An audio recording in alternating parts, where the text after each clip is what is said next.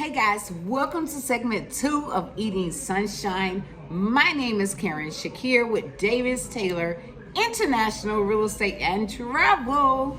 And today we're talking about eating sunshine in the amazing Costa Rica. 5 things you should know before moving to Costa Rica. And guys, I just want to say, I just ate the best watermelon ever. I am in Costa Rica, and needless to say, the fruits and the vegetables here are absolutely divine. Seeded watermelons, and they're so sweet naturally. So if you see watermelon in my teeth, know that it was worth it. All right, guys, we're talking about the 5 things to do before moving to Costa Rica. Number 1 is research. Research, and research some more. And the types of research you should do is getting into expat groups in that particular country. It doesn't have to be in Costa Rica, in whatever country you're moving to. But I happen to know that Costa Rica and most other countries too have that has a large expat community, usually has a Facebook group. And there you can really find some good information out. Those people are actually there, feet on the ground, most of them, and can give you vital information. Now, be careful of the ones that's in the group that don't actually live there, that's giving out information, because actually being in a location, being in Costa Rica and looking things up and researching things change all the time and things evolve all the time. And usually when you're in a group, most of the people that's there can give you expert advice on whatever it is. They know shortcuts and they know things that the average person don't know. So it's really, really good for you to be able to connect with people who actually live in Costa Rica. Do your research. You want to research the climate. You want to research the bugs. You want to research the different seasons that they have. Some people have, some countries have rainy season. Some country has dry season. What does that mean? What does it mean to have rainy season in Costa Rica? Well, it means that every single day it's gonna rain. So you have to be prepared for, okay, if it rains every day, then I know I need a dehumidifier because I'm gonna have mold. It's gonna be bugs that deal with rain. So you have to adjust yourself and do your research on exactly the climate. You want to do your research on different locations. You just want to do as much research as you can. What are poisonous? What's non-poisonous? Where are the local hospitals? What city is it best to live into where I can communicate and have most of the comforts from the country that I'm coming from? What do I want to be around tourists? Do I need to be in tourist areas, or do I not quite want to be in the tourist areas? Do I want to be near the water? Do I want to be near the mountains? Do I want to be near the volcanoes? So it's a plethora of information that you should research. Constantly stay on YouTube, constantly, and then double check some of the research that you're doing is extremely important. The number 2 thing you should do before moving to Costa Rica is know and understand that you're moving to the rainforest. And it's rainy season or dry season. So we only have 2 in Costa Rica. It's either going to be rainy season, and it's probably going to be rainy season when you come, because dry season only lasts 3 to 4 months. So during rainy season, know and understand, it is extremely important for you to understand you're in the rainforest. So that means you're going to have a plethora of bugs, different types of bugs, different types of spiders, different types of caterpillars, different types of birds. Some of the most amazing birds and animals and insects all live in Costa Rica because of the climate. So know and understand, when you come to Costa Rica, you're coming to their environment. So it's you that need to adapt, you that need to understand, you that need to dress appropriately. So you wouldn't call yourself in Costa Rica up in the mountains where everything's lush and green in your bathing suit, because you're going to get totally demolished by insects, mosquitoes, bees. Everything is going to eat you up. So you always want to remain covered and just do your research on the different climates in the rainforest. We have clouds that sit on the ground. For the longest time when I was here, I thought the clouds were fog. I was like, oh, it's fog. And then someone told me baby, those are clouds. So it's like, oh, my bad. So you have to know and understand the climate, what's taking place in the rainforest. And with that, do your research. Find out if you want to be in the Central Valley, if you want to be in the mountains, if you want to live on the Pacific coast, Guanacostas up north, or do you want to live on the Pacific coast down south?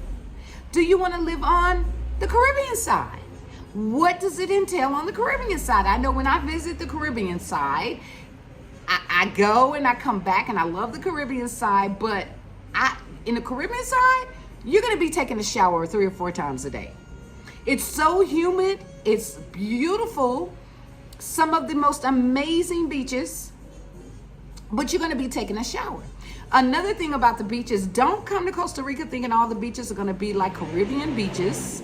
Even on the Caribbean side, you're in the jungle. They're jungle beaches. They're nice beaches, but they're not going to look Caribbeanish. So really figure out and do your research on the different zones in Costa Rica. Up north doesn't get as much rain as the Central Valley. And then sometimes in Puerto Viejo, it doesn't rain at all. That's Caribbean South. So you really need to do your research on which areas you want to live in. Number 3, furniture. Oh my God. Rebuilding versus bringing your furniture over in a container. Now, let me just give you these 2 tidbits of 2 sides of the same coin. Sometimes it's good to detach and release and let go. It's all just junk. Everything is junk. And the reason I say that is because never moving to Costa Rica before to pick everything you up and put it in a container, everything you own, or mostly everything you own, because everything you own is not going to fit here from the US, and put it in a container can cost you big money. Especially not only the price of getting your items here, you're looking to pay anywhere from $5,000 to $10,000 per container. So that's not, that's just getting the stuff on the container. Then once you get it here, it has to clear customs. And sometimes it's an extra charge. Sometimes it's extra charge off the books if you want it quick enough. Sometimes it's going to be in customs for months, and sometimes it could be in customs for weeks. And I'm going to say it again, it's just junk. So pack what you really, really got to have with you. Throw that in suitcases, things that's irreplaceable. And then look at buying, once you get here, all of those items you're going to spend almost double the money for in shipping. And one of the reasons I also say this is that you do not want to bring all your stuff over here, put it in one spot, and bam, that's where you're living. And then having to get movers when you're in Costa Rica because you don't like the area you lived in. I highly suggest that when you come over, you don't rent any place or buy any place right off the bat.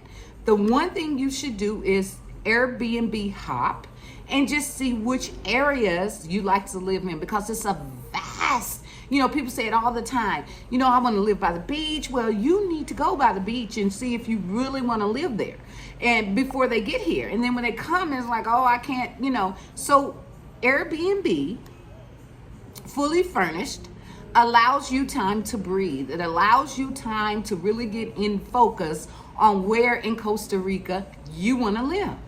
Do you want to live in the valley? Do you want to live on the mountains? In the mountains, it's much cooler than at the bottom of the mountain. And in the mountains, it rains more than at the bottom of the mountain. In the mountain, it's foggy, it's clouds, it's low-lying clouds. It's a lot of things that go on in the mountains weather-wise. So to bring all of your furniture, one container, spend $5,000 to $15,000 getting it here. And then once you're here, it doesn't fit into place because you have to understand you're dealing with Tico houses. You're dealing with Tico people. So the houses, some houses are built like U.S. houses, but most of them are not. Most of them are built like Tico villas. And Tico villas are sometimes small. The bedrooms are small. So you really, really want to be able to, I really feel like that some of you are able to shed, let go of those attachments and rebuild. So those are two aspects of looking at it. They have some amazing furniture and it's much cheaper. And the appliances are much better and much cheaper in Costa Rica. So, and then you just think about if you happen to be here a couple of years and you have to move back to the U.S., then there's $10,000 or $15,000 to get everything shipped back, and it's only things. So really consider waiting till you get here to buy furniture. When you sell the house, you sell the furniture. And then when you get here, you can buy more furniture because it's some absolutely amazing pieces here. There's Sarchi, a place that's not too far from here, is the furniture capital of this area. Like everyone, their handmade beds, handmade bars, handmade desks, and they're absolutely beautiful furniture at a fraction of the cost it's gonna cost you to even buy it, and let alone ship it from the US to Costa Rica. So be careful of that. Number 4, Postal Service and Amazon. Woo-wee! First off, in Costa Rica, there are no addresses like in the US, okay? So their addresses are more like directions. It's like, it's townships. And if you've studied real estate, you know that back in so many years ago, they used to go by town squares and townships, so many squares. That's the cusp of your address in Costa Rica. Some places you will have an actual address and it'll be similar or right proximity of where you're actually at. But to say 1452 Cali Street is not happening in Costa Rica. So be mindful of that. Secondly, you're shipping or you're using the postal, and we're just talking about the postal service right now. The postal service that you're going to be using has to ship and port anything you send out of Costa Rica. It has to be ported out. It has to be ported in. It has to be shipped in. So it's going to be an extra shipping cost. It's going to be a little bit more to work on that end of the postal service than it would in the US. It's not like you can just go take a letter and 3 days later the letter's gonna be there. So just be mindful that the postal service here is totally different. So if you have a job or if you are in business that relies on using the US Postal Service, you may wanna investigate that thoroughly before moving here, because it's totally different ballgame. The second one is Amazon. Costa Rica does not have Amazon. Brown, beautiful trucks pulling up and bringing packages on your doorstep and ringing your doorbell. It does not happen in Costa Rica. Sorry. But what Costa Rica does offer is for a third-party processor to bring your Amazon items over here. It is an extra charge and it does take some extra time to get here. You won't get it in a day or two. You may get it in 4 days or 5 days or a week. But it's a third party that can, and it's a couple of them that can bring your items over, your Amazon items over through a third party shipping, and they have one location here. And you just go pick the items up once they call and tell you your order's in. Amazing. So research that and know and understand, because a lot of people that move here are in business for yourself, and shipping, receiving, Amazon, all that stuff is extremely important, especially if you have a store or a business that is privy to giving out merchandise, because you got to take in consideration getting your clients the things that they need. The next, number 5, is the banking system in Costa Rica. Know and understand that Bank of America is not down the street. Know and understand that SunTrust Bank or Navy Federal is not here. So first, let's talk about those ATM fees.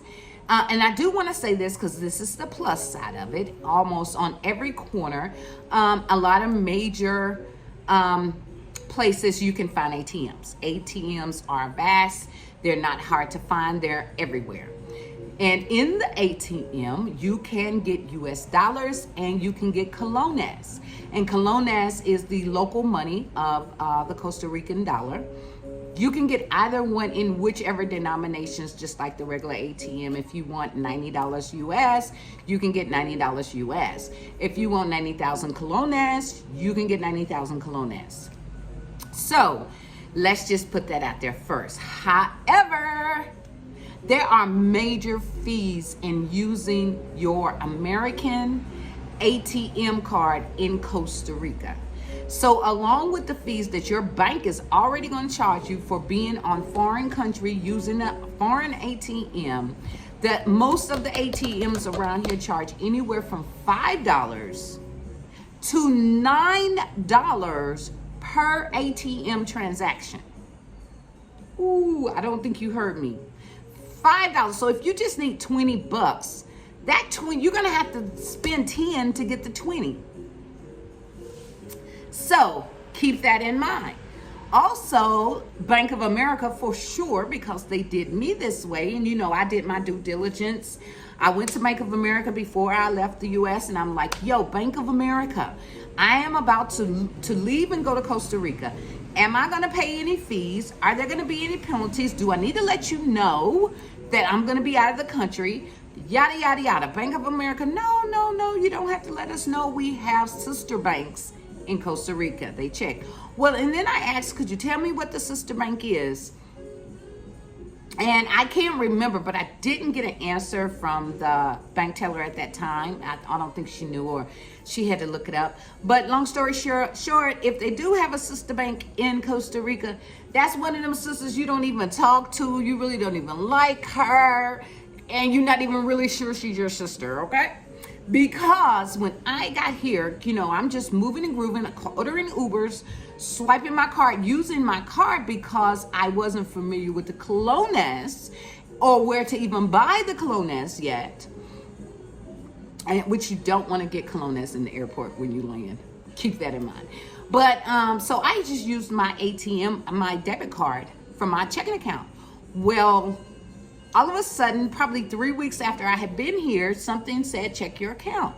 So I go onto my account, and almost every transaction, Bank of America charged me an additional fee that was anywhere from 80 cents to $3.87 to $4 and $5, depending on what I purchased. You're talking about somebody livid. Needless to say, the only thing Bank of America could tell me is that they charge everyone this fee that's out of town, and they'll be happy to give me some of my money back, which was $10. So, and then on top of that, every time I made a purchase over here, Bank of America was cutting my card for fraud. And the whole time they were ones doing the fraud. But Bank of America cut my card for fraud. Cut my card for fraud.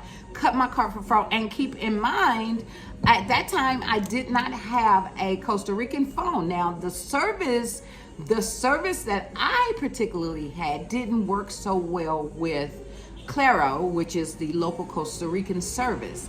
It would tell me I was on the Claro service. It would show on my phone I had the international rate, but making calls was very hard, if I could do it at all, let alone getting out of Ubers, ordering Ubers. I could order the Uber, then I would lose communication and couldn't get an Uber back home. So keep that in mind. The moment you hit ground, you really want to take care of your telephone services. If you're getting another Costa Rican phone, if you're getting a chip in your phone. You really want to make sure you have good communication at all times, so you can check on your banking system. Also in the ATMs, you can get colones. So you can stick your American ATM card in there and ask for colones back, and you can get colones. I highly suggest using colones, and this is the reason why. I have not, and I've been all over Costa Rica, from the Pacific side to the Caribbean side to the Central Valley. And in neither side of Costa Rica do I feel like, when I hand any clerk in this country a $20 bill for something that costs $3, and I do not feel like I'm getting $18 back in change. I do $18 back, because they're going to give you colones. Then they're going to add the rate in there that it is that day according to them.